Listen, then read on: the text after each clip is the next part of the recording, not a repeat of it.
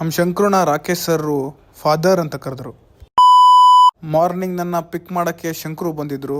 ಈ ಥರ ಹೇಳಿದೆ, ಕಾಂಗ್ರೆಸ್ ಗೆಳೆಯ, ತಂದೆ ಆಗಿದೆಯಾ? ಥ್ಯಾಂಕ್ ಯು ಗೆಳೆಯ, ಬನ್ನಿ. ಸೀದಾ ಪಿ ಜಿ ಹತ್ರ ಡ್ರಾಪ್ ಹಾಕ್ಸ್ಕೊಂಡು ನಾನು ರೆಡಿಯಾಗಿ ಆಫೀಸ್ಗೆ ಹೋಗಿ ಜೈ ಅಂತ ಕೆಲಸನ ಸ್ಟಾರ್ಟ್ ಮಾಡಿದೆ.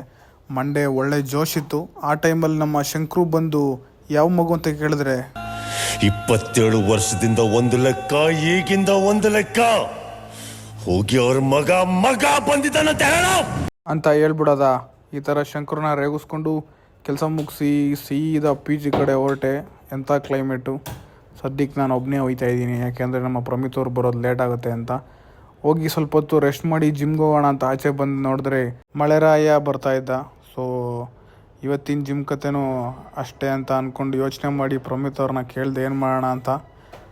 ಅವರು ಯೋಚನೆ ಮಾಡಿ ತಡಿ ನಾನು ಕೊಡೆ ಎತ್ಕೊಂಬರ್ತೀನಿ ಅಂತ ಹೋಗಿ ಸೊ ಇಬ್ಬರು ಕೊಡೆ ಹಿಡ್ಕೊಂಡು ಜಿಮ್ ಕಡೆ ಪಯಣ ಮಾಡಿ ಇವತ್ತಿನ ದಿನ ಊಟ ತಿನ್ಕೊಂಡು ವಿಡಿಯೋ ಎಂಡ್ ಮಾಡ್ತಾಯಿದ್ದೀನಿ. ಯಾರ್ಯಾರಿಗೆ ವಿಡಿಯೋ ಇಷ್ಟ ಆಗಿದೆ ಫಾಲೋ ಮಾಡ್ರಪ್ಪ.